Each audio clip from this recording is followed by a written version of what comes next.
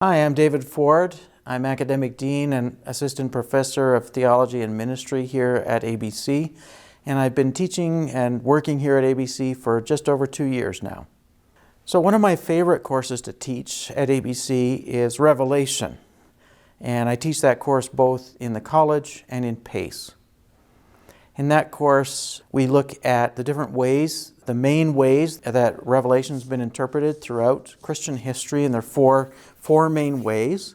And we talk about the strengths and weaknesses of those. But as a historian, one of the things I like to do is to remind students about the exegetical and hermeneutical practices that they've learned through some of our other courses at ABC, so that they continue those practices when it comes to Revelation. Because Revelation is so different, there's a tendency to take good biblical study methods and practices and kind of toss them out and do something radically different with Revelation.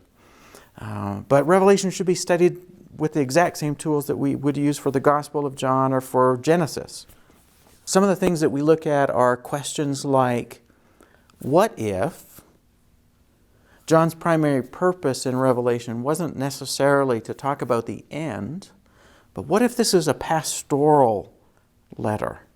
What if he's writing to encourage people who are suffering or about to suffer horrible things because of their faith in Jesus, and he's using this Jewish form of writing called apocalyptic to get that message across to people? Another question that's important that we will use to examine Revelation is, as he's speaking in apocalyptic language, I think it's important to ask the question, is there a first century reality that John would expect his first century audience to connect to the imagery that he's using? And then it becomes incumbent on us who live so far away and we're disconnected by language and time and culture and geography. It becomes incumbent on us, his later readers, to do our very best to try and understand it as his first century audience would have understood it. So being faithful to the context is, I think, very important. And then if we want to do different sorts of things, once we've understood John's intended meaning for his first century audience, if we want to take that and use that and apply different significances for us today, that's legitimate. But we need to take that first step of understanding it well in its first century context first. What I hope students would get out of this course on Revelation is the importance of thinking of it pastorally, that John really loves and cares for his audience, and he's very concerned for them, knowing what they are facing and are about to face. And I want them to be able to apply Revelation in our current context that is so filled with anxiety and fear, and to be able to use Revelation not to foment more fear, but to bring comfort. Right? The message of Revelation is God has won.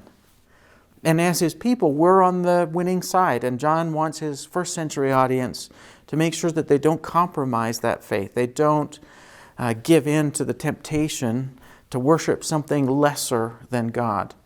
And so I think Revelation can be an extremely encouraging, faith-building book in our chaotic, conflicted, anxious times today.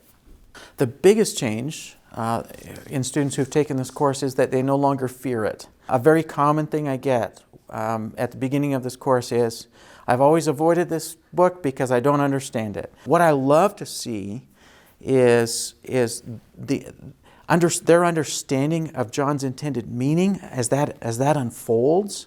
That's a beautiful thing to see. And then for them to comprehend just how powerful this book can speak to our lives today in a pastoral way.